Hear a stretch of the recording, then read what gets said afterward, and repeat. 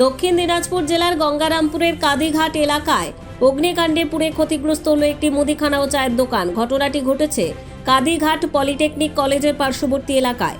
আগুনে লক্ষাধিক টাকার ক্ষতি হয়েছে বলে দাবি করেছেন দোকান মালিক। ঘটনার কারণ এখনো স্পষ্ট নয়। জানা গিয়েছে, কাদিঘাট পলিটেকনিক কলেজের পাশে নিজের বাড়ির সামনেই একটি মুদিখানা দোকান চালাতেন নিমাই সন্ন্যাসী। মুদিখানার সামগ্রীর পাশাপাশি সেখানে চা বিক্রি করতেন তিনি। এই দোকানের উপর নির্ভর করেই তার সংসার চলত। প্রতিদিনের মতো গতকাল রাতেও দোকান বন্ধ করে বাড়িতে যান তিনি। গভীর রাতে হঠাৎ দোকানে আগুন লাগে। স্থানীয় কয়েকজন আগুন দেখতে পেয়ে দোকান মালিককে ডাকাডাকি করেন। বাইরে এসে তিনি দেখেন দাউ দাউ করে জ্বলছে তাঁর দোকান। আগুনের তাপে দোকানের ভিতরে থাকা গ্যাস সিলিন্ডার ফেটে যায়। ফলে পরিস্থিতি আরও ভয়াবহ হয়ে ওঠে। আতঙ্কিত হয়ে পড়েন তিনি। খবর পেয়ে প্রতিবেশীরা প্রথমে আগুন নেভানোর চেষ্টা করেন, কিন্তু আগুনের তীব্রতা বাড়তে থাকায় দমকল ও গঙ্গারামপুর থানায় খবর দেওয়া হয়। দমকলের একটি ইঞ্জিন ঘটনাস্থলে পৌঁছে আগুন নিয়ন্ত্রণে আনে। আগুনে দোকানের প্রায় সমস্ত মালপত্র পুড়ে যায় বলে জানিয়েছেন নিমাই সন্ন্যাসী। তার দাবি, এই অগ্নিকাণ্ডে লক্ষাধিক টাকার ক্ষতি হয়েছে। সম্পূর্ণভাবে দোকানের ওপর নির্ভরশীল হওয়ায় বর্তমানে তিনি চরম সমস্যার মুখে পড়েছেন। স্থানীয় প্রশাসনের কাছে পাশে থাকার আর্জি জানিয়েছেন ক্ষতিগ্রস্ত দোকান মালিক।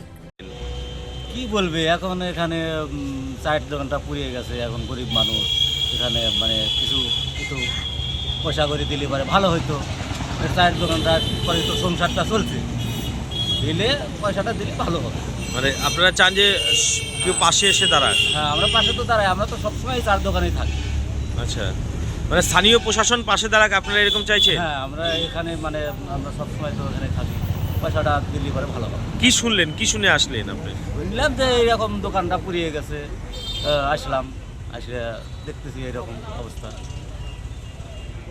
ঠিক আছে, আপনার নাম? আমার নাম স্বপন রায়। সকালবেলা উঠে চা খেতে এসে কিনে সকাল বিকাল আমরা অল টাইম আসি। আজকে সকালবেলা যখন চা খেতে আসলাম, এসে দেখি যে এরকম কি অবস্থা। কি অবস্থা, কি দেখলেন? এই যে আগুন দিয়ে পুড়ে টুড়ে এরকম। কিভাবে আগুন লাগলো কিছু জানতে পেরেছেন? কীভাবে জানি বলতে, আমরা যেটা শুনলাম মালিকের কাছে যে রাত্রেবেলা বলে রাস্তার থেকে বলে টাকাটাই করছে। তারপর হচ্ছে সিলিন্ডার বাস্ট হয়েছিল, সে আওয়াজে জানতে পারছে রাত্রি 3টার পরে বলে। এটাই শুনলাম আর কি। আচ্ছা, তো এখন এদের যে অবস্থা, যদি উপর মহল থেকে যদি কোনো হেল্প করে তাহলে একটু উপকার হতো আর কি। এর উপরে এদের সংসার নির্ভর করে। দোকান মালিক তো বলছে লক্ষাধিক টাকার ক্ষতি হয়েছে। হ্যাঁ, প্রচুর টাকা। ফ্রিজ, টিভি, ফ্রিজ ছিল, টিভি ছিল, প্লাস চা থেকে শুরু করে এ টু জেড। আপনারা এসে কি পরিস্থিতি দেখলেন, মানে কি কি পুড়েছে? এরকম পরিস্থিতি একদম মানে কিছু নেই? কিচ্ছু নেই। এই চা আছে তো, এখানে চা আছে একটা, যে যতটুকু মাল আমরা কালকে সন্ধ্যাবেলা চা খেয়ে গেছি, যা ছিল তার কিচ্ছু তো দেখা যাচ্ছে না, সব শেষ। সঙ্গে মুদিখানা যে ফ্রিজ ট্রিজ ছিল তো মনে হয়? হ্যাঁ, ফ্রিজ ছিল, সেগুলো নষ্ট হয়ে গেছে। হ্যাঁ, নষ্ট হয়ে গেছে। আপনারা কি চাইছেন? আমরা চাইছি যদি মহল থেকে স্থানীয় প্রশাসন, হ্যাঁ প্রশাসন থেকে যদি ব্যবস্থা করে, তাকে হেল্প করে, তাদের খুব উপকার হয় আর কি। ঠিক আছে, আপনার নাম? অপু সরকার। দোকান এবং কালকে কি হয়েছিল জোরে বলুন। মুদিখানা চায়ের হ্যাঁ, সকালবেলা দেখি 3:30 থেকে আগুন আগুন ধরা ছিল, সবাই লোকজন ডাকতেছিল। হ্যাঁ, আগুন ধরছে কটার দিকে ওটা? 3:15 ভোরে। হ্যাঁ, তারপরে তারপরে সবাই গাড়ি ফোন করা হলো, দমকলে দমকলের লোক আসলো। তারপরে কি করে লাগলো আগুন কিছু জানতে পেরেছি? বুঝতে পারলাম না কি করে লাগলো।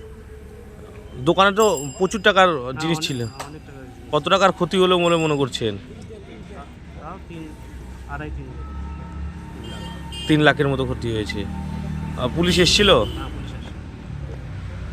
এই যে আপনার সংসার তো পুরো এই দোকানের উপর দিয়ে চলে, আমার ছেলে মেয়ে সবই বউই চা বানায়। মানে ছেলে মেয়ে পড়াশোনা কি এই পড়াশোনা তো বাদ হয়ে গেছে, ছেলে সবাই এর পরই সংসার। মানে সংসার চলার একমাত্র এই চার পথ। দোকান, চার মুদিখানা। ঠিক আছে, আপনার নাম? গঙ্গারামপুর থেকে অমিত মহন্ত রিপোর্ট, কুলিক নিউজ।